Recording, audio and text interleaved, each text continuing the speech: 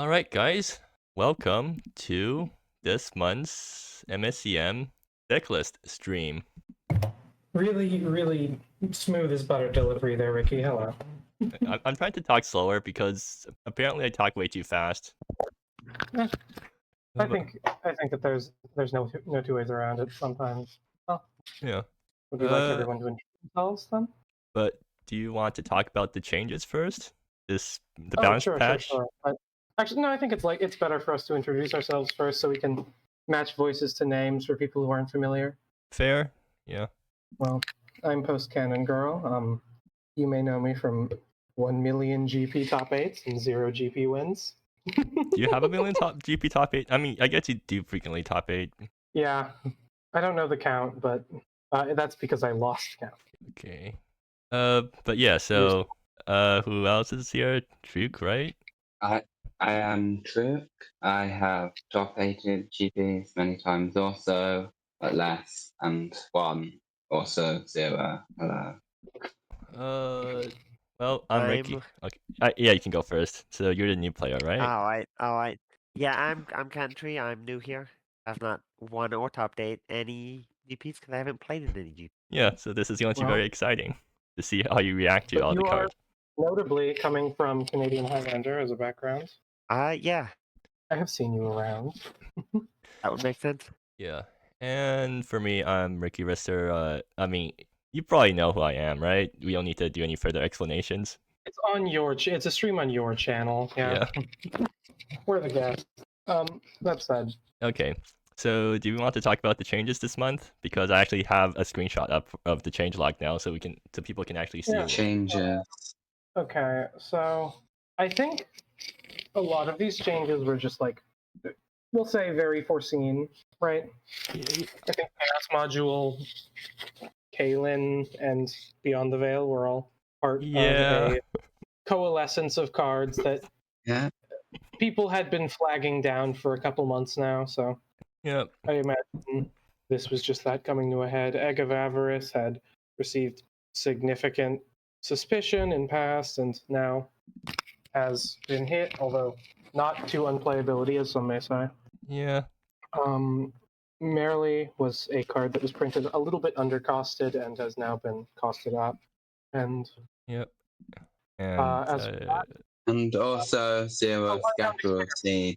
Yeah, Zero. Oh, and yeah, Jira was also a card that had become recently significantly more problematic thanks to a Twist the Threads Jira deck that was, like, I'll be honest, head and shoulders stronger than basically any other iteration of Jira combo that I've ever seen. Yeah, so that ends the reign of Zira. 2019, right? I don't know. When was Zira printed anyways? Yeah, 2007, Rep Zira, 2017 to 2025. Yeah. I mean, I think the actual answer was that, like, Jira was waiting for a modern combo shell that was actually any good, and then we got one, so. And it got nerfed before it even saw play in GP because it got discovered between GPs. So, I mean, that's both bad because we don't get to record it and see it in GP, but also good because we don't have to... we don't have to get tuned in GP, thank you. Yeah. Yeah, that's probably enough talking about past changes, right? Cradle, notable. Oh yeah, Cradle targets enter taps now as a sort of speed. Cradle got hit. Also Zero was pre-hit as a measure to cap a combo deck that never was. 07 to that one. With that all said, I think it's about time we start. Yeah, so let's go from top. We have Styles first, running Neon Chlorite Burn. Yeah. With Marina's FGP tech alongside an otherwise fairly standard Neon Clonite, like low to the ground burn suite. Rather the bigger NCK burn shells. But wait, is the main deck just from my league list? I wouldn't know. I haven't. I do not remember the particulars of your league list. You can just look at the deck list channel right now. Yeah, I think it's exact 60. The sideboard is different though, in that they're running Confront the Riddle Master, which... this is a card that I've always been saying is bad, but maybe we will see Confront the Riddle Master do something somewhere. I still don't. I still feel like. I still think it's bad. Yeah, I agree. Yeah, no, look, I was being very nice. I think Confront the Riddle Master is a fucking awful card. But it's burn, so strong 7.5 for me as always. I think I basically always give it a 7.5 or an 8. So, I actually find it interesting that they cut Auxiliary Impressions for the Confronts because I feel like Auxiliary Impressions is one of the strongest sideboard cards in Burn. I agree with that. Because it lets you that's transform into a control deck against creature decks. No, wait. Yeah, I think Prescience is a really good card. I think playing fewer Presciences is a little unfortunate, but you know. I'll give it 4 Chili Peppers because it's my deck, so I mean I can't complain too much. I gave it 2 because who's the new guy? Cat and Tree. Okay. Even though it's running. Hello. Hello. Okay, so are you in the spreadsheet right now? I am. Okay, so you get to give your spiciness ranking to the deck. It feels very, very simple, like aggressive 1-cost creatures, and then a bunch of modal either hit face or get rid of blockers with 1 mana removal. I Yeah. do like burn, but it is, just burn. Okay, so what would you give it? I'll actually give Like, this I do like burn, so like I said. Sure. Oh, you're giving your spiciness out of 10, huh? I was supposed to give some other. 5. Yeah, out of 5 here. Well, I mean, you Okay. there's The other 10 is for a qualitative evaluation here. Yeah, I'm not doing qualitative. There's no way. Go move so- the 8 to the ranking column because you're doing all the rankings for us. Oh, I guess I am. Yeah. Well, then next up we have a returning deck list from last GP, the Mono Black Salome Villainy deck. So Salome breaks the lies, not Salome herself, but unfortunately fewer Salome breaks the lies. I think that might be a mistake. Beyond that, it is as it was a month ago, right? It is just a control deck that is tapping out for hand attack and removal proactively, and then sealing down the game with Villainy, with Ball's Descent, and with Salome targets. So, Yeah, are you going to keep pronouncing it Ball's Descent? Because every time you say that, I chuckle. Because I'm saying it like that specifically to evoke that meaning, yes. That said, I think we said quite a lot about this last time. I have less to say about it now that we've already gotten that out, but yeah. I think it is a strong deck, and Villainy, I would say a well-built Villainy deck is like the most classic 7 we have, right?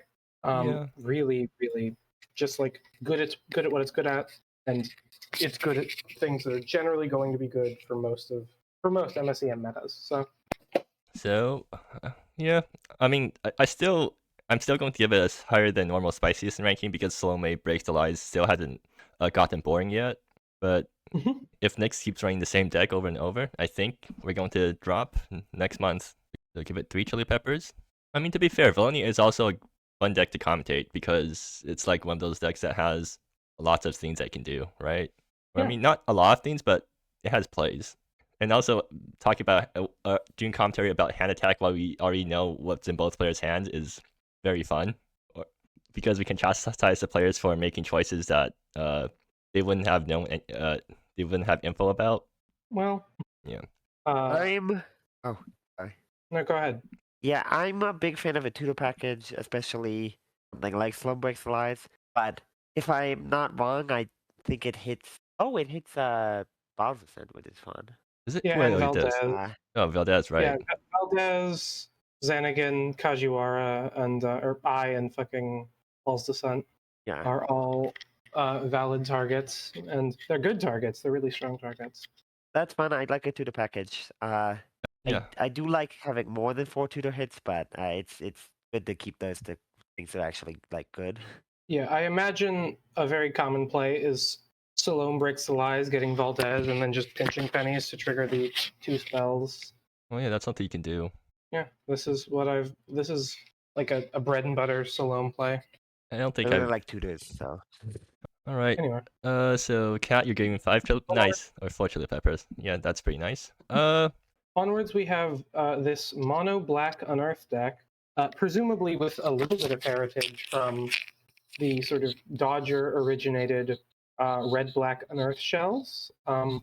They historically used the Torment lands and then the 1 mana discard as cost spells. And since we're in mono black here, presumably so we can enable Emissary and Auric Soulweaver. We do have the Deform Sanity. Is that all though? We only have the Deform Sanity as a 1 mana discard as cost, so we're playing more ways to mill with the Pestilent Scavenger and the Inish 2.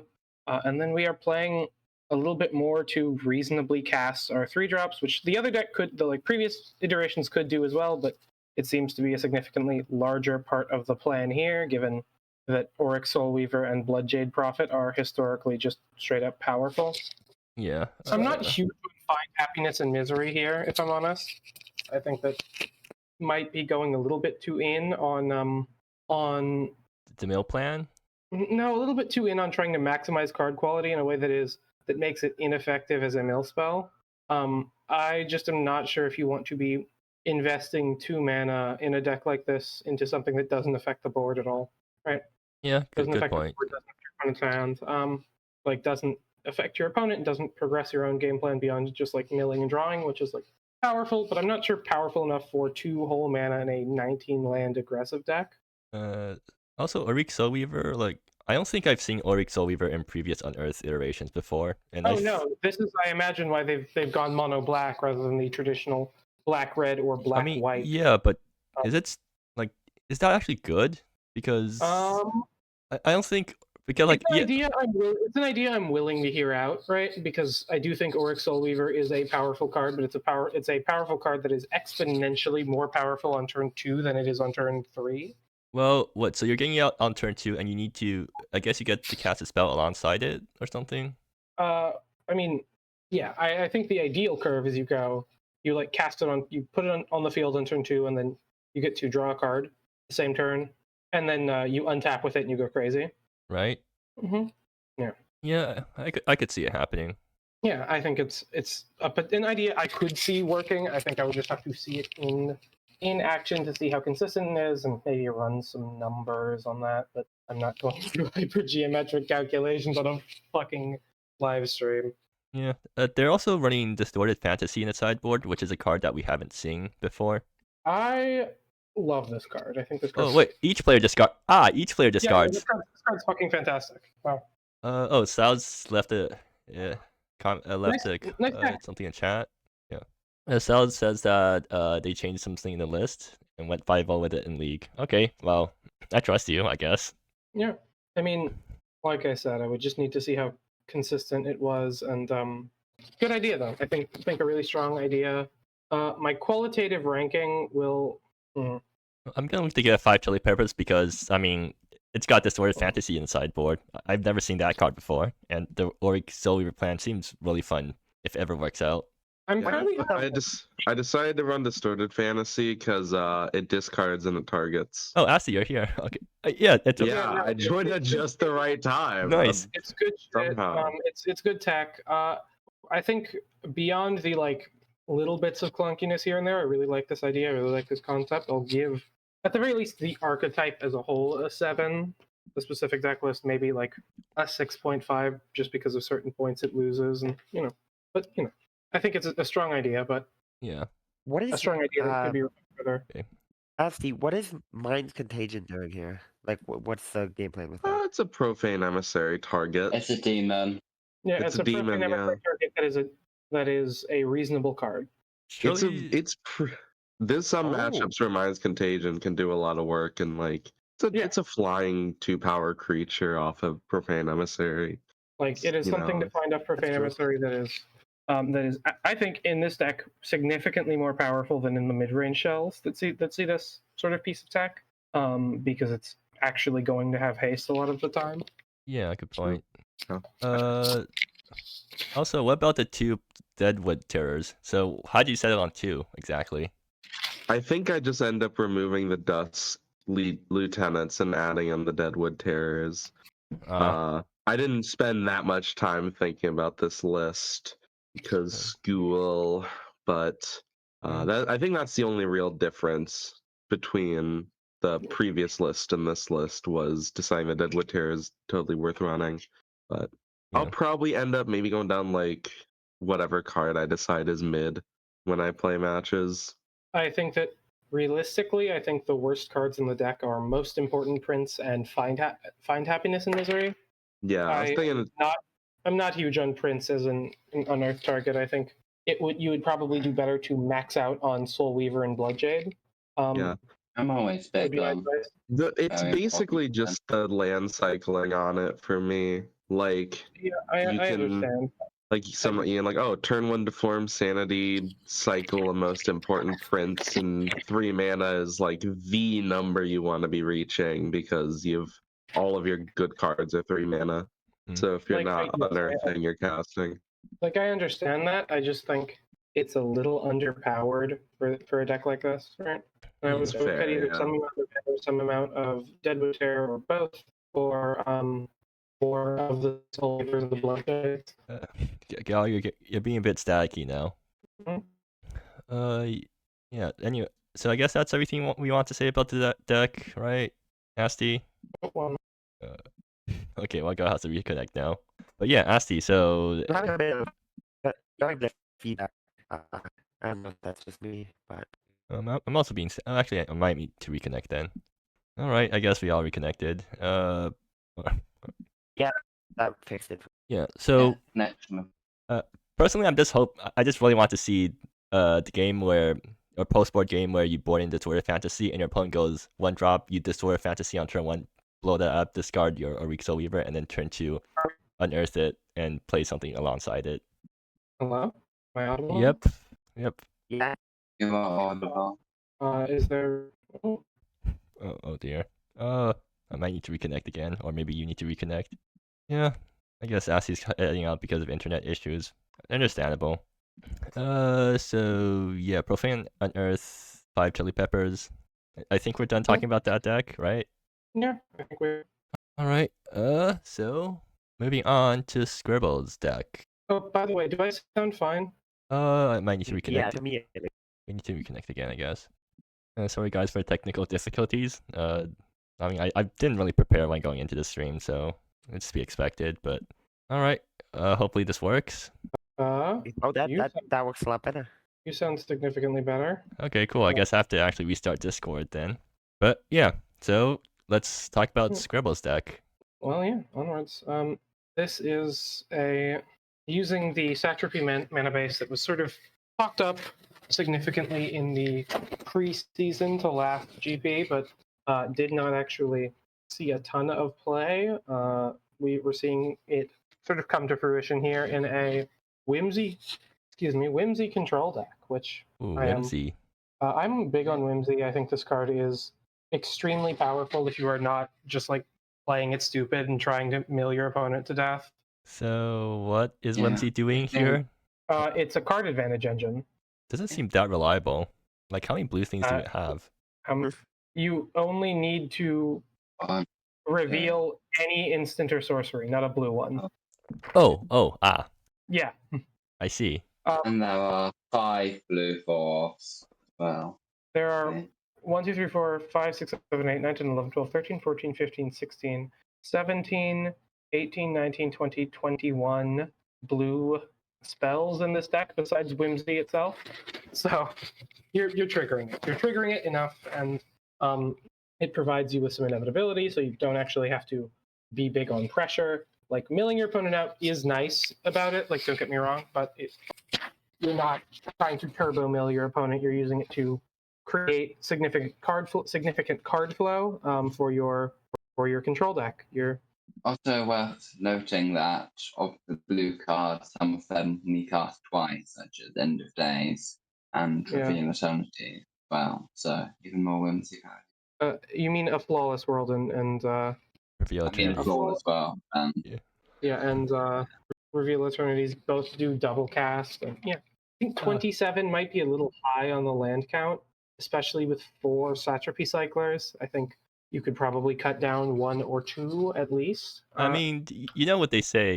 People are usually playing less lands than they should. So I guess Scribble just decided to take that advice to heart. Yeah, I am not I am not a believer that people are actually usually playing less lands than they should. I think that I would love to see some lands cut for more Dayongs, but other than that, I think that this is a really strong deck. I think that this is an idea that I have been sort of big on for a while as an idea, but I haven't ever brought it past the ideation stage. So, Yeah. Here it is past the ideation stage. I'll give it Congrats. 3 chili peppers because I don't feel like commentating a control game, even though it does. Actually, yeah, this whoever gets locked out by this deck is going to feel horrible because This deck feels great for content though, because you get to watch someone get milled out twice. I think like the first time the Scribble casts a counter spell and gets to draw a card off that, the opponent's just going to get tilted, and then that's going to cause him to lose. Yeah. Yeah. I don't want to play against Scribble deck, but I do really like the Atrophy land base, so I'm giving it a 4. It's a deck I'm really Five. Yeah, I also think especially you don't need this many lands when you're not on fetches. That's my big complaint. Besides that, I think this deck is strong. I think that I don't want to match up against this either because it's just a bad matchup for me. So Yeah. Okay. So let's go on to the next person. Taya Belly's I think Rectals Unearth. This is another deck with lineage to that Dodger deck I mentioned. So this one is the traditional red-black, but with I'll call it suspicious lineup of 3-drops, rather than any of the traditionally powerful ones. We're on green. I'd say that this set tries to assemble a sort of pseudo combo of Grin and Ilkan Troubleshooter, and having both them out because you get the doubles on the target, so it doubles the Troubleshooter damage, and so your Distant Thunders end up doing 7 damage each. I guess that's a line, but if you're trying to go for it, I just don't think that Grin is a good card. I just think Grin is a bad card, and in this deck specifically, you really want your 3-drops to be immediately powerful. Well, no. The problem here is that all the good Unearthed 3-drops have been nerfed. Well, no, I have been killed by this deck multiple times in League. Yeah. I'm fine. I thought Grin was bad, but I got killed a few times by him. So I think also this deck should definitely be on 4 Ghoulish. Unearthing. I think Ghoulish is a mandatory 4-of if you're playing an unearthed target that doesn't do anything on ETV, but does do something on attacks. I mean, actually, you could just be running what's that guy called again? Reckless Experimentalist. I think Stir the Mixture, is that it? No, that's Instant Feed one, right? Oh, but yeah, I think that's what they should be running. Another deck that really should not be on Find Happiness in Misery. I am a fan of the way this is constructed. Not at all a Find Happiness deck. Wait, they have 2 Ghoulish Unearth things. So you're saying they should go to 4? Yes, should I be think on 4 Ghoulish. 100%. I also think they should go to 4 Distant Thunders because Distant Thunders is actually your best discard spell of the and one it's also the discard best suite. card in your deck if you're playing fucking Ekin Troubleshooter. I am not a fan of the way this list is constructed, and I think it is at most going to get a 5.5 for me. I think that this is not a list that is nearly well constructed enough to realize the potential of the unearthed cards or these specific targets. By the way, God, do you like the one of Valdez for some reason? I don't. I really don't. No. Just another perplexing decision in a series of very perplexing decisions. The one of Valdez is so that you can find it with Salon Breaks Alive, obviously. And the one of Pay Up is so that you can have one Pay Up in your deck. Not find it. So you can't find it. The one of Pay Up is because you don't want to draw Pay Up, and so you're only playing one, so you don't draw it. It's for fun. Yeah. It's a fun. The thrill. You feel the thrill of having a Pay Up in your stunning hand. Pay Up is actually in here so that it can be promoed. That's why Pay Up's in the main deck. Is as a sort of promo smuggling scheme.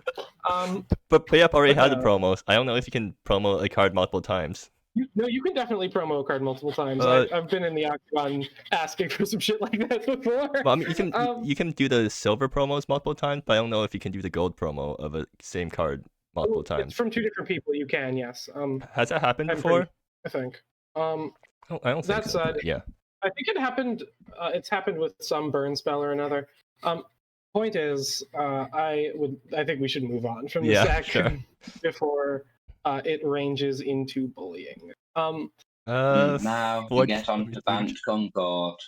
Band The Concord. sort of alleged Kalen successor. I love Steward of Empire's Cradle. I think this is a card people should have been playing fucking yesterday. But like this is the deck that's playing it now. This is like the deck that people have come to. It's a successor to Kalen that is using Steward, the frankly fucking egregiously broken card, Steward of Empire's Cradle. Card I have like 4 decks in the works with that I just have Yeah, not that card is insane. put time into. Steward and walks on a Nimbus. Yeah. I think the only reason that this deck could possibly like not do very well is like how strong enchantment removal can be. This deck dies to rot. Yeah, I was say this deck dies to rot, which I'm not sure how many there are. This deck also feels like it is going to be fairly weak to aggression, right? Significant aggression Yeah. early on. And it's going to be weak to like especially aggression that can pair with removal targeting Steward, right? Yeah. Yeah, they've got Steward and Soul Reader as must remove target. Man, don't you But love like, yeah. when your one drops are must removes? 1 drops? Oh, Soul Reader, yeah. Soul Reader. Yeah, you can copy with Petals of a Heart. Yeah, Petal of a You know Heart what's is a card extremely messed up? is a card I was like huge on release with specifically cards like Unexplored Regions and Chronicles. So we'll see how it does. Yeah. I You am. know what's extremely messed up and what I found in my testing, yes, of a different deck which played some of the same cards, that what you can do is if you curve Soul Reader into Petal of a Heart and they don't get removed, end up turning 1 copy of a card into 4 copies of a card. Ah, yeah, and they keep replicating it. Wait, that's actually hilarious. You just get infinite Soul Petal of Readers. a Heart is a card I really like. The same deck is 2 more times in a row, so I'm sorry to Requiem and Toasty, but you did not get selected at random or by alphabetical order, I don't know, as the representative for your deck. I think it's in submission order, right? All of you get a 7, though. Just what's with as the a unit. Yeah. What's All with of you get a 7. I think this deck is powerful. I think it has its matchups. I think it might be a little wheel spinny, as these decks tend to do, and thus get aggroed out. I think it also might be a little wheel spinny, as these decks tend to be, and get like locked down, right? Okay, so I'm going to give Ange and Requiem 5 chili peppers because this deck's quite because I like this how this deck works. I'm going to give Toast only 4 chili peppers though because they didn't use the Toho art for the cards that have Toho arts. Unforgivable. Yeah. Toasty has done one thing that I think is quite odd, which is the other 2 decks are the exact same, but Toasty has cut Seek the Maker's Egg for another masterpiece. Wait, did they? I don't think Seek the Maker's Egg is all that, honestly. So also, Yeah, I don't think it's one difference between all the decks. It's one difference, so it's something. Yeah. It's something, and I agree with Toasty that Seek the Maker's Egg is like a sort of a semi card, because like it's really good with Steward and it's really whatever without it. Oh yeah, actually something else I noticed. So in the sideboard they're running 4 Shikai's Redoubts because you can bounce them with your rail lines. That's actually really fun. Yeah, like you drop this thing down early as a land, and then once you need to grave hate someone, you just bounce it with your rail line and hold it in hand. Nice. And as expected, Caitlin Whirlwind was completely killed by the nerf and won't be appearing at the playoffs in any sideboards. Kaylin. I mean, being demoted to a sideboard card is a pretty big drop from It is a nerf. Drop that blocking people. It is a drop. It is a drop, but like, come on. We know that Kaylin is going to eat up some fucking matchups. Like, Kaylin is a a card that I don't think has actually been nerfed to death. It's also running Um, 3 Beyond the Veils in the side. I guess for the Kalen plan, you bring in the Beyond the Veils and Kalens, and you get to relive the good old days of Esper Kalen. From the good old days of 2 fucking weeks ago. Yeah. But anyway, Yeah. moving Anyways, on. moving on. We have Cat running back Legends. Seems to be exactly the same 75.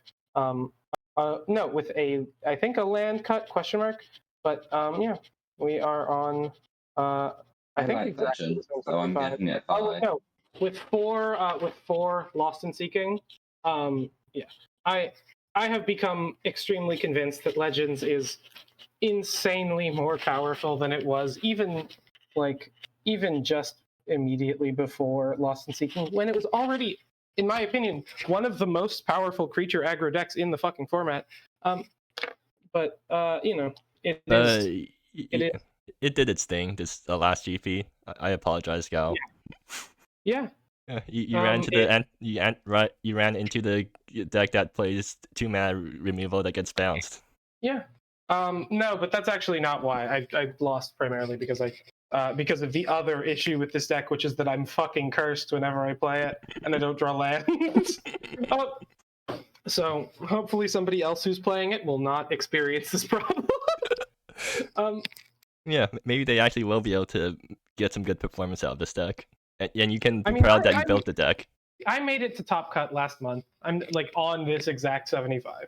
Like, yeah, I am not unhappy with the way I performed. I just also think that that I got stopped by, if I remember correctly, the curse on this deck. That said, I think it's powerful. I think it's flexible. I think it can grind better than it looks.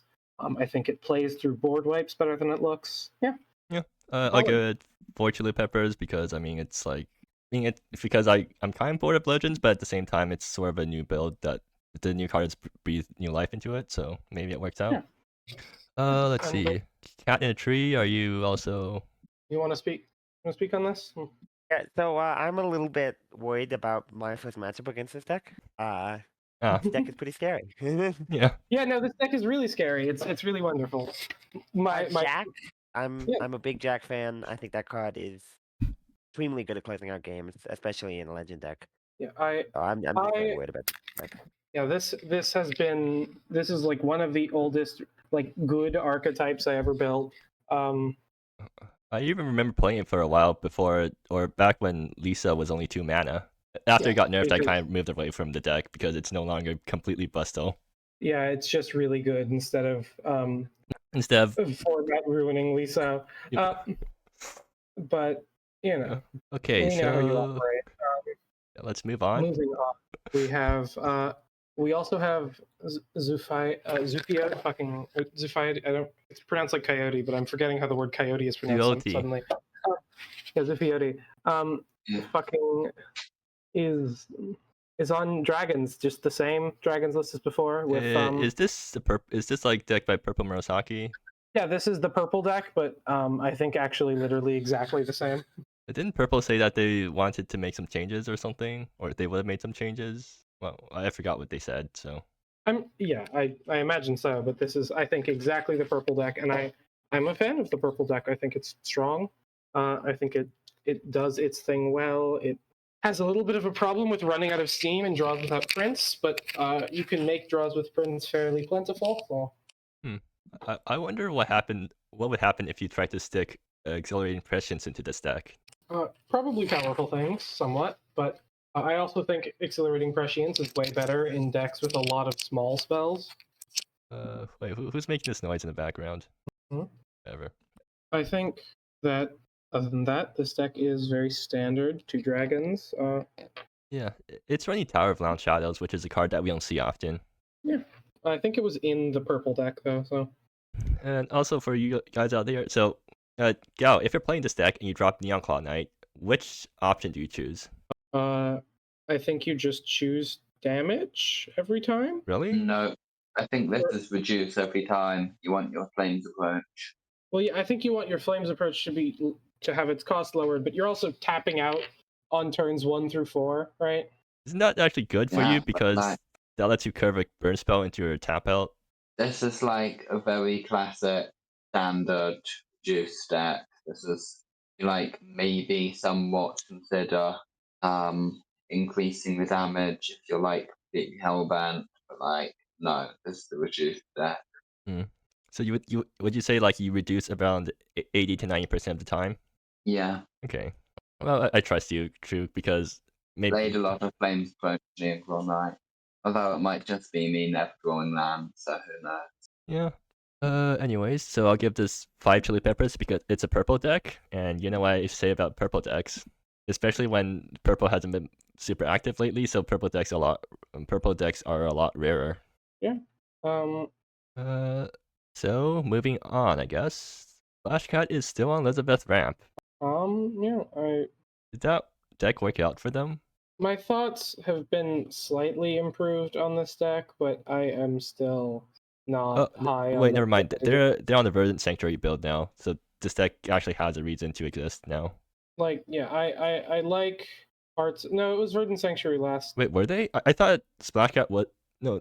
Ravels was the one on the Verdant Sanctuary build, right? Let me check. I don't remember. Either way, I still I am think not this deck, a fan this of deck either. the threat suite. I think you don't need Threat Suite, basically. Yeah. You get 2 Bergy, you win. Well, I mean, yes, I also definitely think this deck should be on Shivaja, but that aside, I like having a ramp threat suite in a deck like this. I just think it probably should not be Rova. Oh no, Rover is easily the only one of these threats that are really actually that good. Trying to attribute and tell Shady Cove are kind of just medium here. Rover keeps you going since you're just ramping so much. It's a ritual that busts up your entire board. Gives you a non-Subeshi win. Yeah, like Roba goes over the top way more than other cards, I guess.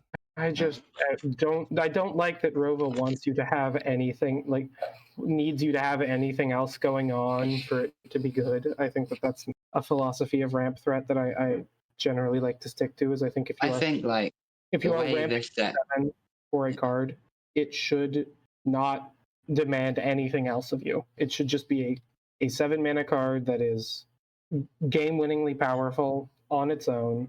I mean, Roba is an 8/8. The way this deck works, that you get ahead, then you get ahead more, and then because you're ahead, you can get ahead even more. And Rover just complements that game plan. Yeah, I think like the thing about Rover is like there are a lot of even the other 7 and 8 drops in this deck feel like more like immediately disruptive to your opponent and more game impactful than Rover is.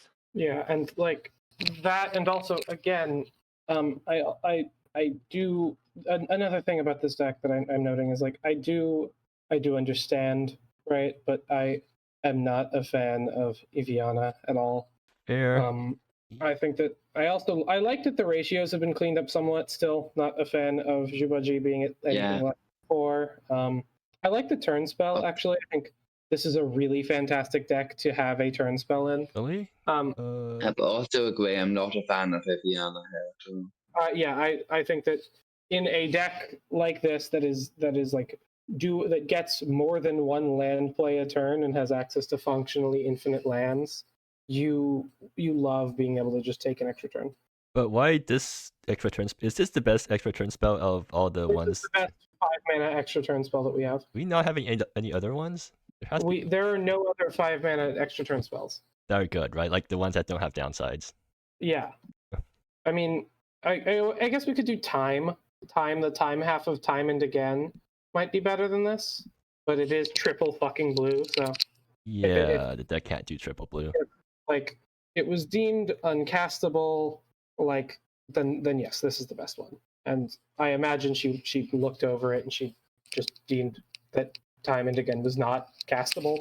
And so, yeah, this is the best extra turn spell, and I do think that Ramp should be playing more extra turn spells in general. So I'm going to be in favor of this. I think okay. 5 chili peppers because it's Tumor Ramp, which is my pet deck. Even if it's even though it changed a lot from when I was playing it. Wait, giving it, wait I a minute. think- They're not running Ramsey. They aren't running Ramsey. Huh. Interesting. Like I always thought Ramsey is a shoe-in Yeah, for I every don't think you map need deck. Ramsey for this deck. Yeah, I was about to say, I'm not sure that I don't think that the Verdant Sanctuary decks actually should be playing Ramsey.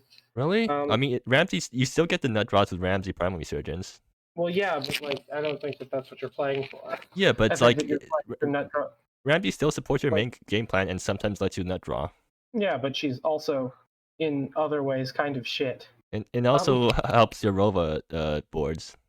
Gets you guys for Rova. Right? And also is an extremely low impact card in a deck that wants to have an overall higher card quality because you're playing a lot of like air.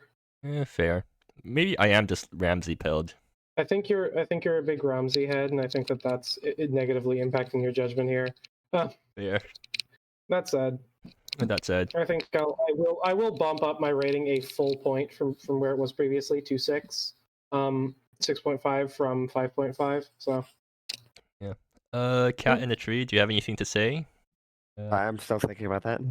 Okay, well, I guess we'll just move on for now. Then you can put it in later. Yeah, no, I don't think I have anything to say about this other than the Rova versus like the other 7 or 8 drops. Yeah. So moving on.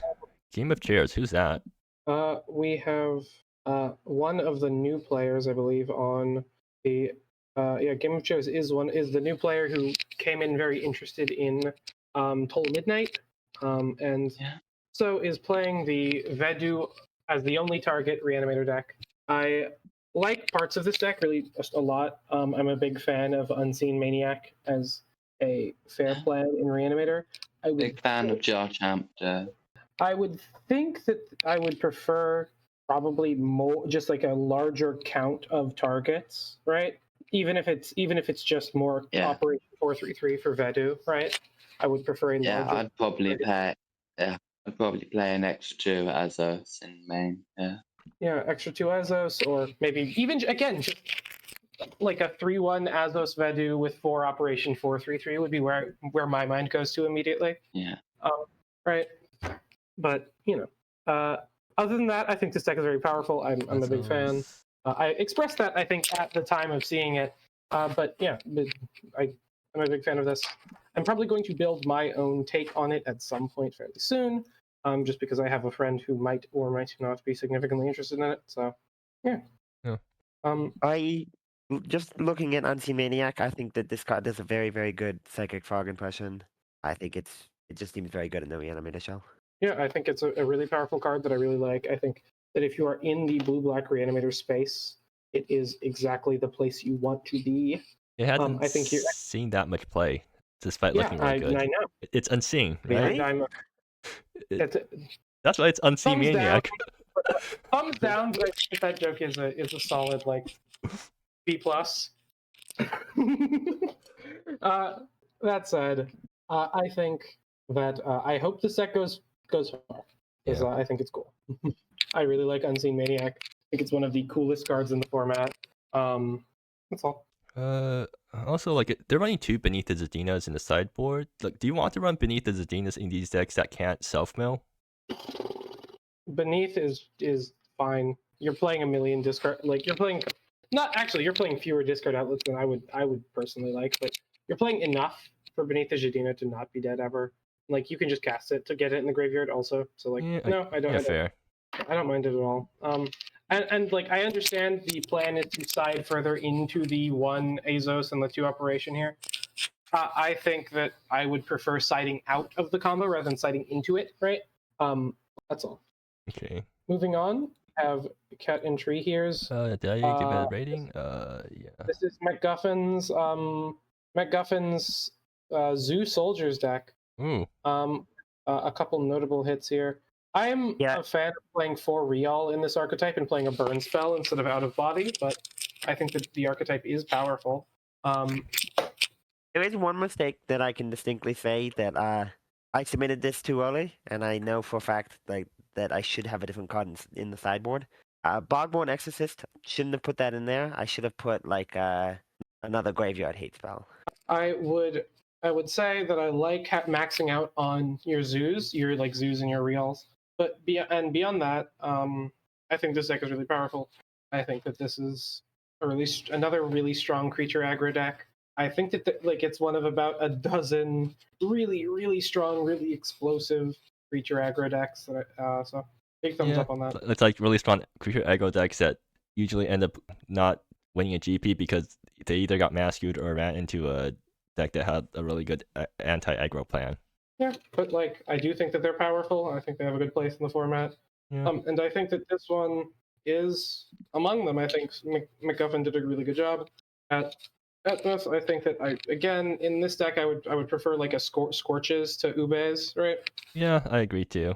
And Rials more to Epoch Wardens, probably. I will also mention that I have recently played Epoch Warden a few times.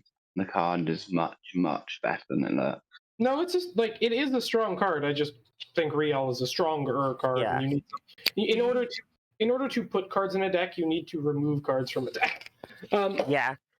The That's thing I've been interesting. noticing is often I side out my Epoch Wardens, but when I do that, I always get my opponent down to like 4 life, and I really could use an Epoch Warden at that point. Yeah. I always side it out, but also I always regret siding out. Epoch Warden's a great card. I just also think that Rial is a really great card that you should be playing more of. I'd probably be on 2 Epoch Warden, 3 Real, I guess. Yeah. I'd be on 4 Rial, but I think that ratio is like entirely reasonable to be either way on. I can't see 4 Real just because they're legendaries, and I don't think it's as important as like a Zoo is. Yeah, sure. Yeah, 3 mana legendary is not quite what I want to be for. I'll give it 5 chili peppers because it's a new deck I haven't seen before. Okay, so if Kat, you're giving yourself 5 chili peppers, right? No, I'm giving it a me rating. Sure. I can't rate myself.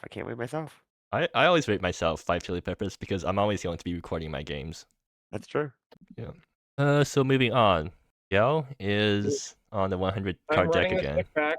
I am on Weaver Sack because I have been caught up in I was caught up in a bunch of college shit, so I just did not. This is the deck I submit every time at the start of the month in case I don't find something else to submit, and so I didn't. Maybe I'll redeem it. Redeem it. I got to finals last time I played this. I just didn't win. Yeah, it was pretty tragic, that finals. In a really rough game, like rather a really rough non-game. With that said, I think this deck is still just as good. Did you make any changes? I don't think I did. No, I think that this deck is just like I didn't actually have any changes I really wanted to make. Like I was thinking about cutting Calamity Rose, and then I got like a perfect example of my Calamity Rose use case. Yeah, that was amazing. That turn. Oh God, wonderful. But yeah, no, this deck is really powerful. It does a really gross thing, and it's also really hard to play against. Because you are playing around every card in my deck at once. Actually, so Cat Entry, do you understand how this deck works just by looking at it?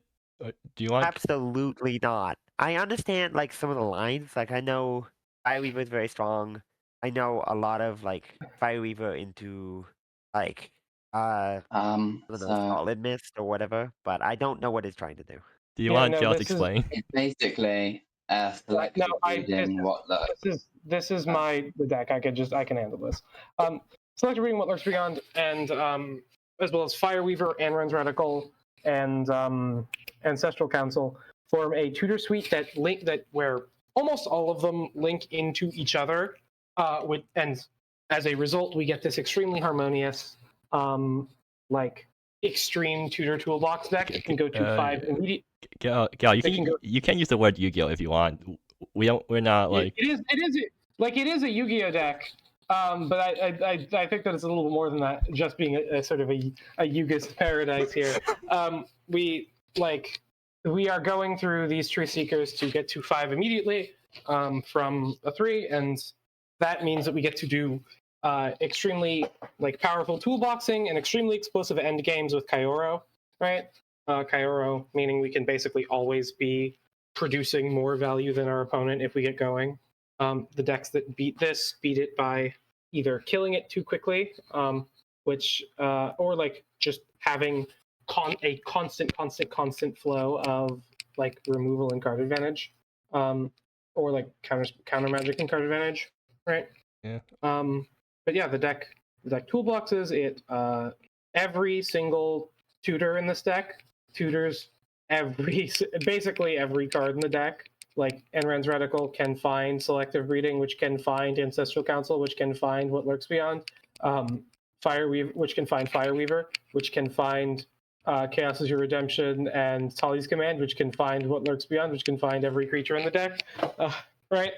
Every single one of these tutors represents every single other tutor's entire tutor pool. Yeah, this deck's nuts. Yeah, this deck's nuts. Hey, Kat, Yeah. you should play this deck one day. I should play this deck. I really This like deck- deck- Greenspan's Zenith decks. So I really like Selective Bleeding and tutors. Yeah, it's just really hard. I'm sure it is. It's actually harder than the old Dreamside 8-sack builds because at least Dreamside 8-sack basically like you can just auto win a lot in a lot of the lines, but here like you actually have your lines actually end, so you have to think about where to end your lines to put you in a position that's most likely to win. Yeah, and again, it is really like you have a 115 card pool of options all the time, which is like obviously that's an incorrect number because of lands and dorks, but you understand the meaning. Like yeah, you have a side deck. Or, I mean, you have an extra deck with Fireweaver. Yeah, you have like a 30 card extra deck because of all your fucking. Well, it's probably closer to 60, but you understand the idea. Like you have an entire deck at your disposal that you have to be playing fucking constantly. It's really wonderful. Yeah, and the thing about your extra deck being like in your actual deck is if you draw one of the cards, now you have a card in your hand that like you would 2 to 4, but now you can just use it straight in your hand, so that makes the line sort of contiguous on what cards you draw. Yep. So I guess that's enough glazing that deck, right? Yeah. Next up, we have Mono Red Fern. You've already seen this deck. Is it Another Neon Clawburn deck again on the FP deck. Confront the Riddle Master. We have already talked about. Why are people playing Confront the Riddle Master? I thought we already realized that this card, like back when I first joined the format, I was playing Burn a lot, and I tried out Confront. It's bad. It just doesn't do what you need to do. This card doesn't do anything. I think the reason people are playing Confront the Middle Master is that this and the first one are the exact same list. Really? No, it's not the same. Oh, wait, it is? No, it is exactly the same list. It's just on a different fucking art for some cards. Yeah, no, it's... Alright, 5 chili peppers. A piece of bad tech that will probably pass by the end of the month. So no need to get any particular way about it, right? I mean, maybe it'll work. Who knows? We've got Foxes again. We have the only good deck in the GP. Foxes, again, I am not going to evaluate this on its mimetic value because I would be much meaner if that was the case. But I think that as a typal deck, it actually does have some things that basically don't exist otherwise. Namely, Pup of the Marigold Burrow, which is a card that is genuinely really extremely powerful. I think this deck's biggest problem is that the gap between hands where you draw this and where you don't is like fucking surmountable. I mean, it also has Chronicles of the Kitsune, which is a really strong card, but probably not in this deck. But it's not a really strong card in this deck. No, it's a kind of a shit card in this deck. So. Hey, at least they're using the good art for it. It's a 1-mana 2/1. You say that, but then we have things like Keen Red Tail in this deck. Keen Red Tail. I mean, it's not horrible. It makes it. No, it is horrible. No, it makes a thing. Horrible. No. Ricky, you can't do. There is no canvassing for this fucking card. It is just not enough. This is not even remotely close to meeting the threshold for being an MSEM playable card.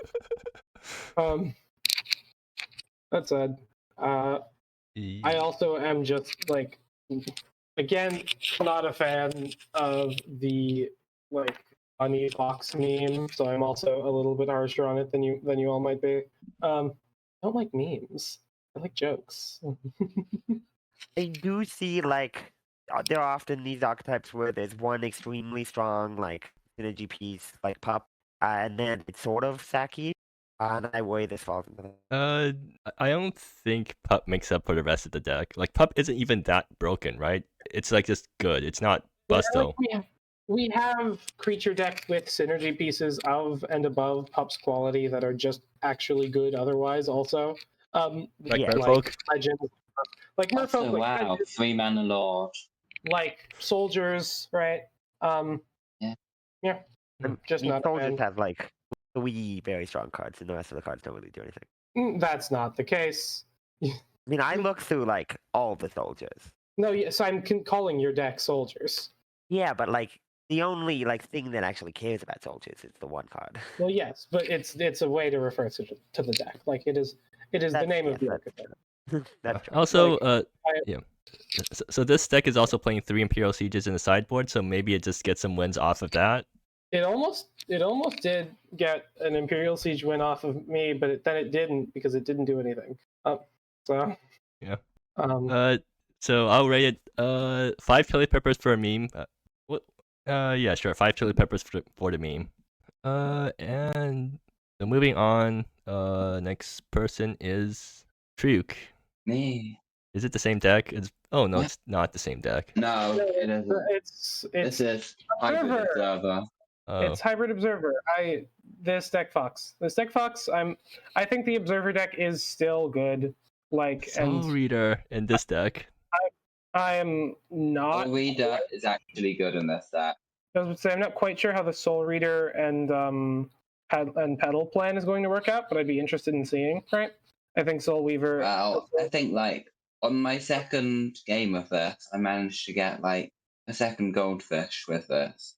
I managed to get Soul Reader, Petal of the Heart on an unmarked vials, and then you just get to play out 4 unmarked vials on one turn. Okay. I understand the situations in which it's powerful. You get those things, but I also will. like I Soul will. Reader and World. Yeah, sorry. I will. No, I will just have to see like whether or not it leads to clunky draws. Right.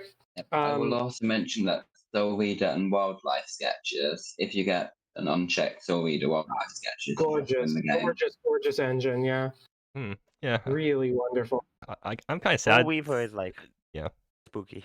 I'm kind of sad that I Yeah. didn't get to experiment more with Kalen, the Kalen engine before it got nerfed, because there were so many good things to be bouncing with Kalen. But I guess you have to go back to doing Yeah. Soul Reader now. If Oh you no! I have if to. you don't draw Soul Reader, or one drop. Oh, cry me a river. It's the one drop. All right. if you don't draw All Soul right. Reader, or sometimes if you do draw Soul Reader, that's basically your main game plan. It's just vomiting enough enchantments onto the board and get 1 to 2 observers out of turn 3, and hopefully that should carry you through the rot. If Really like I do. Infinity, This is powerful. This is powerful. Powerful Okay, stuff. I think I might have to reconnect. if it- So. Uh. Alright, guys, I'm back. Yeah. with like very specific. When I give a 7-5, I usually mean like a deck that has like some really suboptimal Yeah. matchups, but really powerful. It's like those matchups are common enough to be a significant problem, but not like everything. So you do have places where you get to show off the things that you're really good at. And I think this is like a really good deck on that level. So good shit. Yeah, I Good shit. also, funnily enough, think that having like Petal of the Heart is just a 2-power first striker helps into aggro, notably. Yeah, no, I agree with that. I think that having played my fair share of the fucking 2-mana white 2/2 that searches legends in some old fucking ancient combo decks, yeah, I would agree with that. Yeah, I'd also say I think the cards I'm most unsure on here are probably the Android Bodigas and the sideboard. Oh yeah, that's what I was about to ask you Hey, about. it's like Yeah, I'm bigger on Android Bodega than most people, but Yeah. I also am aware of its like all of its sort of nastiest fail cases. So big YMM on that one. Yeah, and the Ibiza Forge in the sideboard, I think. I do appreciate that you're playing 4 Beyond the Veils and 1 Soul Reader in the sideboard, so you can just go on the full Beyond the Veil plan if it fits the matchup. Yeah, I like that. I was saying the Um, Pizza Forge. Yeah, the Pizza Forge is just like it's a very game-winning card. Sometimes you can just have those draws with it, so it's just weak to a thing that a lot of the deck is often weak to in general. So I put it in sideboard just to shore up those matchups you're already good at. Yeah, good work. Good work. Okay, hopefully this fixed that, but so are we moving on to the next guy? Fast, powerful reading. So Hersey, I guess, right? What the fuck?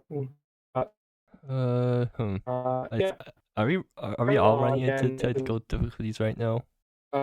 Yeah. Okay, I guess everyone has to reconnect now. Sorry guys, technical difficulties. Well, Wait, hello? yeah. Are we back? I think we're all still Jesus. dying. Oh, God.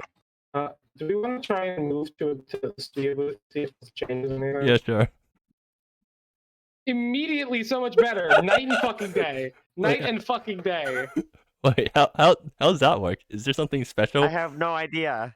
I have no idea. Bitrate or some bullshit. I if I was more aware of how Discord worked, I would be able to tell you, but I can't. Either way, fucking show's back on. Do every fucking GP Decklist stream in here now, or commentary, right? We were at Hersey's, yeah. Yeah, okay. Hersey's Road to All list again.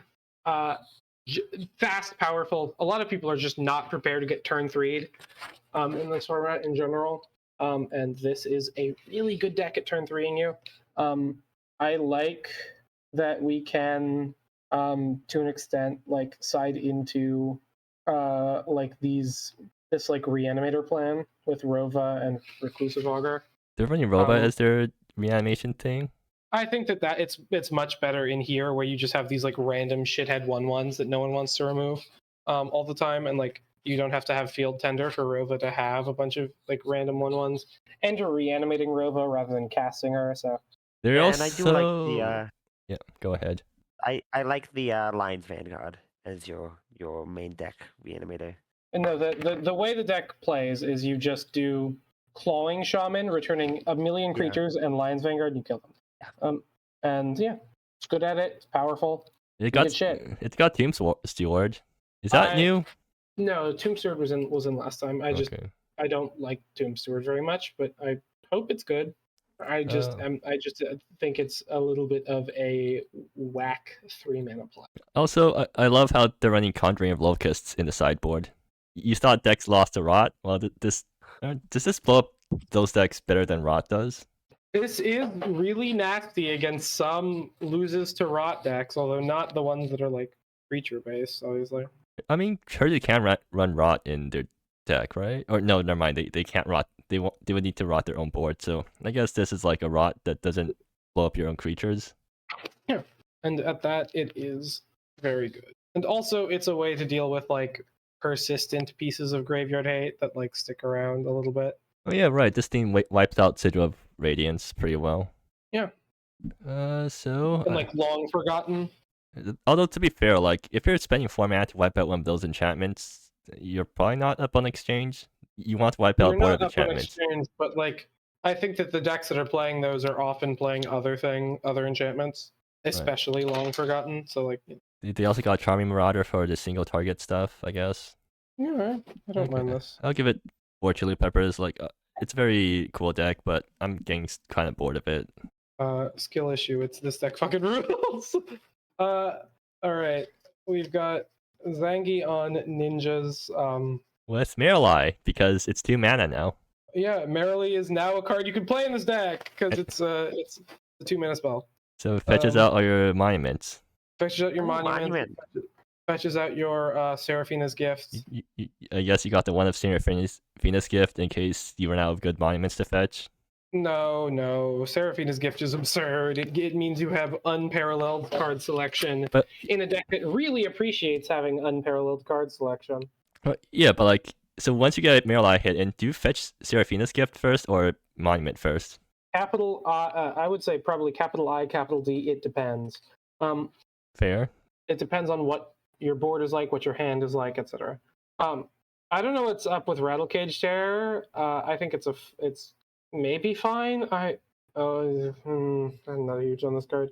But beyond that, I think this is fairly standard for ninjas. Persecutor is new, but it's a card that I think that ninjas can take a lot of advantage of. I had a ninja 4 mana. Yeah, but it's 4 mana that immediately does 2 powerful things, and then with Monument, it draws you 2 cards every cycle. What do you cast? Oh, right, it does. Yeah, no. Like every time you ninjutsu, every time you monument. Excuse me, it's not ninjutsu? That's legally distinct? It's called ninjas, dog. And we all know what's happening here. We all know what's up. It's called ninjas, and there's like what? No creatures with the ninja creature type? Yeah, they're all rogues. Curious. Yeah, I don't know. I like ninjas. I think that this deck is going to be weak against the same things that ninjas were weak to before. God fucking damn, I wish we could have something better than Iron Warden. Yeah. Especially now that they've nerfed Iron Warden. I don't know. I can't give this deck higher than a 6/5. So, yeah, how do you feel about Fulfill the Contract? Fulfill the Contract? Yeah. I think it's fine. Like, I think that this is a fine deck for the Satrapy land base, and if you're playing a black deck in the Satrapy land base, you're playing Fulfill the Contract just every time. It's pseudo free, but it's like not actually that free. I don't know. I think that this deck also likes having more things than just Theocracy to be doing on 3. Yeah, and, but like I think that it's good to have something that is stronger than fucking Iron Warden as a removal spell. You also got Anapraxias. Yes, I'm saying that those 2 cards. I think that the time of Iron Warden has long passed. I think we can move on. We can put this card to fucking bed, send it to the retirement home, whatever. But with the rest of that said, I think I'll give it 4 chili peppers. So it's a 6/5, but it's a 6/5 that with room for improvement, right? With significant room for improvement. So keep your chin up. Maybe a 6 for the current pieces of clunk, but 6 with room for improvement probably could be a 6/5 or a 7, right? Yeah. I need to make a monument deck. Wait a minute. Are they not running the bouncers? No, they are. They're running Shinrei. What about the other guy? What's that guy called again? I would love to ask them about that, about Granny, but no, I mean like what's the actual name so I can search it? It might be one of those cards with a Lackey-Bot nickname. Okay. Is this true? Let's see. Yep, it is. Suzume something. Suzume Oshiruko, yeah. Yeah, so it's not running Suzume, even though that it's a staple ninja's card. Shinrei is better. Suzume likes you bounce at instant speed though, right? Yeah, I mean Shinrei is better because it triggers a card that they shouldn't be playing though with fucking Iron Warden. So I think some retooling might be in order after that, but Yeah. Epid's playing 2 Kajiwaras and no Salome. Deck, but within the Veil. And with Celestial Banishment. I'm giving it the same rating, but I am noting the differences that make it interesting. Going all in on I instead of fucking Xanagan, because Xanagan has its problems. I mean, they don't have Salome, so they can't exactly choose one or the other. So they decide to just go all in on one. Well, no, Thin the Veil. Oh, right, fair, yeah.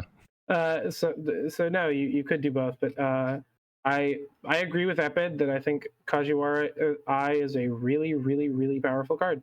How does that card work? It creates a soldier, and then the soldier has a loyalty ability. Yeah. Yeah, but if you do the -3, then now you have a soldier with a -2 loyalty ability with no loyalty on it. Except it costs +1 to activate. Oh, you could just +1 no matter what. Yeah, yes. Yeah. Oh, I thought I was completely misreading the card. Yeah, no, this card's really, really, really powerful. I feel like the card would be clearer if it just said it costs 0 to activate. I don't know why it's +1 to activate, because I don't think the loyalty counters do anything on the creatures. They don't, but I don't know. They don't, and it makes stuff less clear. Mm. Yeah. But yeah, for the rest of the deck, they got. Wait, how many card types do they have for Thin the Veil? I 5, they're not 6, playing random artifacts for. 6. How are They they have 6 getting the other card types into the graveyard? and creature, planeswalker, instant, sorcery, enchantment. Ball's Descent and Find Happiness, both mill cards. Yeah, but you're I like. think the numbers might be a little suspect. I agree. Oh, and they're also running Rot in the sideboard. So I think this is the first Rot / Singularity's Grasp we've seen this entire GP, right? We have Marina on. Oh, this deck looks like it fucks. Holy shit. Oh, are we moving This on is- already? Yeah, I mean, we've already talked about this deck. Okay, sure. Giant Poet. Marina on a really sweet looking Fireweaver. Like, this is a deck that is a hybrid between some of the like red Culminating Chaos Mana Overflow Storm decks that we've seen, as well as the like Prescience, Ninhasir's March, red, like mid-rangey mono red shit. This looks really sweet. This looks really, really sweet. It's big red, right? Compliments to the show. It's big red with some notable stormy inclusions. Yes. Notably, Culminating Chaos and Mana Overflow. I don't think are standard. And I think that they're really interesting additions that let you play a million cards in a turn. Because you have such really powerful card flow pieces. Prescience, Valerie, and Tunu mean that you just have a million cards a lot of the time, and it goes really well with a million cards is a million mana. And like it also doesn't have the storm problem of fizzling out because you're actually flipping actually good cards instead of just storm cards, right? Yeah. Yeah, I really like this deck. I really hope it goes far. Really, really strong. Good shit. Thoughts Good shit. about the Starlit Rays, because we don't see that card often. I'm not sure on this particular piece attack now. I think I would rather go up on like lefts and Imperial Sieges for it. I think that I would always play the 4th Imperial Siege before the first Starlit Rays. And I think maybe more left on the waysides means you can take more advantage of Prescience, especially in a 100 card deck. Oh wait, no, but you do want to put one in the sideboard for Fireweaver. No, fair. Another choice I would love to see made would be playing Over the Rainbow in the sideboard. Yeah. I think this is like a really primo, like beyond or end of the rainbow deck, a really, really, really primo end of the rainbow deck. I think that you really want to be playing that. I think you probably even want to be playing another like ritual, and maybe you can move it like left on the wayside into the main if you do that. You still want one in the sideboard though, right? Maybe. But there's another like ritual that you can get off of this, I'm pretty sure, that you just wouldn't want to play in the main. But like, no, I think that this is a perfect beyond the rainbow deck. Beyond that, though, really strong. Yeah, I like it. I'll give it 5 chili peppers. Giving it a 7.25 because I think it would be a 7.5 if some improvements were made. Yeah. I think it's really interesting. I think it's the idea of it is fun. I just don't like style of deck. That's entirely like my bad, but yeah. I mean, it's your own opinion, so we can't really fault you for that. Or your own preferences, I mean. So big red. Moving on, we have the Sinful Tempter deck that has been submitted a bunch of times, but with Yuri, a card I think is unplayable. And with Fuel for the Fire in it, which I actually am big on. Really? I feel like it's just worse than the 4th Flames approach. It's definitely worse than the 4th Flames approach, but there's no excuse for that. There's actually just definitely beyond 4 Flames approach. They're also running Rogar's Frenzy too. Yeah. Maybe I think this is probably too many 2-mana burn spells. Also, just separately. Yeah. And only playing one of the 2 available hasters is a real hard sell for me. What do you mean 2 available hasters? Kanan Warcaller. War Driver would be better than Yuri 100 times out of 100. Really? The War Driver kills your own Neon Claw Knights. Yeah, and it doesn't kill your Sinful Tempters and your Profane Emissaries and your Halfords. I don't think this deck was running Kanon War Driver before either because they already have the Bite Blitz. Like they have Bite Blitz and I think it Mutationist. should be instead of Yuri. I think Yuri, whatever how it's pronounced, is bad. I think this card's unplayable. Well, you wouldn't play it instead of Yuri. You would just play an actually other good card in the deck, right? I think it is an actually really powerful card in this deck, and it increases the consistency of your strongest draws. And I also think this deck should be on 8 1-drops separately of that, because there's going to be a significant amount of games where you just don't do anything on turn 1. I mean, would Ragavan be a better 1-drop than Reed? No, what are you casting on 4 besides 2 Halford? Fair. Yeah. So are you actually serious about playing Kanon War Driver into this deck? Yes, I am dead serious as a heart attack. I think this deck should maybe be on that. Yeah. We've got Lillisaur on. Okay, let me just fill out. So 4 chili peppers. Giving us a 6/5. I guess Cat and Tree can catch back up if they want to. Okay, black, red. Oh, sorry. This was for Big Red. I missed one. Can someone also backfill the spreadsheets that we haven't filled? Yeah. Okay, so Lillisaur, you can continue, Gal. Is on the Reshaper deck. I think this deck is extremely powerful. Really, really strong shit. They're on Seraphina's Gift's main deck now. No, I think you do still play it main deck. You're still playing Tinker's Tools, and you're still playing your Cradles. Like, the only thing that happened to this deck is it got like 10% slower, right? Not a real number, but you understand the meaning. Yeah. Of it, right? Yeah. Like, this deck is still powerful, still fast, still scary as shit. So what are your thoughts about the 4 Ageless Wanderers? I think it's a really powerful enabler of Jade Temple, right? When it's on. Yeah. I think this deck has enough enablers for Jade Temple that I would not feel it necessary. We'll see. It is a dork, and we are on the one Mechanomind Researcher as a threat. IMO, this deck should also be on a Shining Crusader in the main, 1, just because you can find it and it wins matchups. Right. That's a percentage points thing, right? Yeah. So, Okay, I'll give it 4 chili peppers 5 chili peppers because it's running Seraphina's Gift in the main now, I guess. That's pretty fun. Yeah, there were people experimenting with that in League a bunch after the GP. So, yeah. Actually, no, I think it's because Marilai, people were playing Seraphina's Gift to Marilai, and then they realized that Seraphina's Gift is actually good. Yeah. That's what I'm saying. After the GP, people started playing it in this deck. Yeah.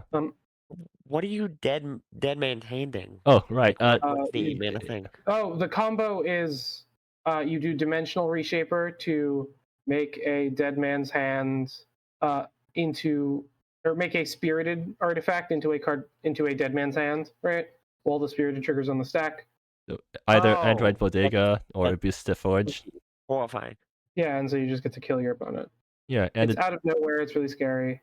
Yeah, and the deck got a huge bump because they printed actually playable spirited artifacts instead of having to run Imperial Silks. Yeah. But they're still running in the sideboard for some reason. Gain life. It makes sense. Doesn't Android Bodega also gain life? It gains life better, yeah. Nah, never mind then. Lol. Anyway. Clerics, another real top tier powerful creature deck. Yeah. This deck is scary as fuck. It has both pseudo combo and hard combo draws. It has really powerful big board creature kill you draws with Ferradia's Anointed. It has the burn-esque draws. You said that they had combo draws? What's the combo draw? Speaker of Deliverance. They're playing that card now. Yeah. Yeah. Speaker of Deliverance is a combo enabler with Dawn Silhouette. Does that go infinite or? Oh yeah, it does go infinite. Yep, with Dawn Silhouette, yes, it does. And so, yeah. Yeah. Anything unique? No, it's the same list from last time, right? Yeah, it's probably the same. It's about the same list from last time. Yeah. Yeah. And it has an extremely strong stream of card advantage from the Sun Sigil Ordainers and the Machi Initiates. It's really really powerful at grinding, really powerful at doing these aristocracy burn you to death turns and games. really strong against other creature decks. Has a lot of the flexibility. I think it's comparable to Legends really easily. Yeah. Actually, so a cat and a tree. Do you have any questions about this deck? You said there was a combo. I'm trying to look for that, and I can't. Okay, see it. Speaker of Deliverance and Dawn Silhouette is infinite. Do you want to explain how it works? Sure. You Dawn Silhouette, merge it under Speaker of Deliverance, and then blink the pile. Oh, Yeah. Also, funnily enough, so this deck actually has, I think it's somewhat like it doesn't have a great matchup into, or just it's not. I don't think this deck is advantage into the current burn deck because No, it's advantage into creature decks. yeah. But I do find it funny how like burn deck is actually favored over this deck. Mm-hmm. Yeah. But it is good against aggro. And speaking of burn, we have the same burn list upcoming, so we will sort of slide past that on you, Ricky. Wait, Sorry. let me just they're get. not Portrait. playing the tech in the sideboard. Well, no, it's, Yeah, I'm not playing the tech. real cards instead of riddle me this, Batman. But I'm playing 4 Exhilarating Prescience. It's because I think Prescience is the strongest sideboard card in the deck. Yeah, and no, of course. And also, so I am running 3 Find Greater Purpose, but I personally don't think Find Greater Purpose is good in this deck. I feel like the version without Find Greater Purpose is better. But the reason I'm running it, and I did run it through League, and it felt like the Find Greater Purposes weren't really finding their purpose. But the reason I'm running it right now is because, I mean, might as well test it out, get bigger sample size. I also think you need to become more willing to like sacrifice permanent. And also, it's a win-win for me because if I lose, then I can say definitively that Find Greater Purpose is not great in this deck, and if I win, then I get GP promo. This is a bad way to evaluate cards. Moving on to the last deck. We have another fuel for the fire deck. I don't love it in here, but I mean, it's. Wait, are they running it in the sideboard? No, they're. No, in the main deck. It's instant. Where is it? Yeah. Oh, okay. Yeah. I see it now. It's sorted weirdly. This is the Megalo Kraken deck, a deck I am big on, but with some clunkier choices than before. It's also Jeskai now. It's Jeskai now, yeah, and I think that is behind a number of these clunkier choices. I imagine we're Jeskai to try out Event Horizon and like Amaret, but I'm not huge on this Jeskai angle, but I think other than that, the deck is still the same archetype. They're running 4 Pact of the Moon's main deck to absolutely dunk on aggro decks. Yeah, I can respect it. I just am not sure if it's good enough to be in Jeskai. Or and like the cards you got out of your other color options are really strong. Body Soul is interesting. It's the Megalocrack. Oh, you get to play Embodied Soul in here, yeah, which is a hit on Megalocrack, and I can see it. But like I have my thoughts on this deck. Fairly sorted. I think I've gone over it a little bit before. They're also running Furious Blow. I don't think I've seen this card before. Furious Blow is interesting. It looks for Amaret Planeswalkers. Is that good? No, I don't think it is, but maybe I'm underselling it. But I just can't see a world where I'm excited to be registering this card and like tutoring these like I like that it gets card advantage from the graveyard, but I don't think this archetype's problem was ever a lack of card advantage, right? A lack of accessible card advantage. Like the card quality on this card is. I mean, I guess you sort of get the bonus of like if you flip this thing off Megal Kraken, then late game you get to grab the big Amaret and lock up the game or something. Yeah, but like I am just not sure if this like is worth the drop in card quality that like you are so clearly going to have to undertake. Right? Yeah. That's my 2 cents at least. I really like this deck. I think it's really fun. I think that this, I like the deck too. I just am not sure if it's better than its previous iterations. Wait, how's this deck going to get up its permanent count for Event Horizon? You don't. You look at your opponent. Hope your opponent. Then shouldn't you be running main decks Journey's End instead? If you can't reliably turn this thing on yourself. No, I can see it. Like I can see it. Yeah, if that's the last one, then I think we are. Yeah, sure. Just about done. A stream fraught with exceptional technical issues that will hopefully be resolved going forward. Can we fill out the spreadsheet because we're still missing a bunch of names and decks? Yeah, you can do that off of stream or while the stream is closing out, but I will be heading out.